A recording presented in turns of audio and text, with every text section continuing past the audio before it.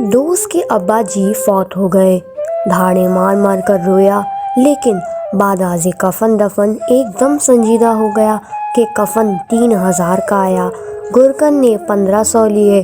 مولوی صاحب نے جنازہ پڑھائی، دعا کرائی اور مردہ بخشائی کے 4000 اینٹھے۔ دوسرے دن کلخانی پر 30,000 کا خرچ آیا۔ 4000 مسجد کو دیے۔ 8000 کے کپڑے ان رشتہ دار خواتین کو جو دور دراز سے تعزیت کے لیے تشریف لائی تھیں۔ 3000 تنبوک نعت والا لے گیا۔ 3000 حافظ صاحب نے لے کر 3 دن قبر پر قرآن پڑھا۔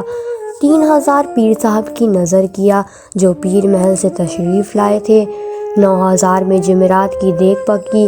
اب 40 روز تک مولوی صاحب کے گھر کھانا بھی بھجوانا ہے، پھر 40ویں پر باقی کسر نکلے گی۔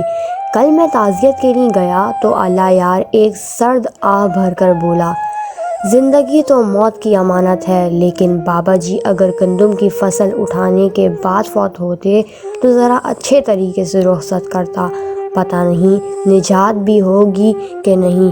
میں نے کہا بھائی نجات تو اعمال پر ہے، باقی تو رسمیں ہیں۔ کہنے لگا بھائی میں اپنی نجات کی بات کر رہا ہوں، اس ظالم برادری کے ہاتھوں بابا جی تو بخشے بخشائے تھے۔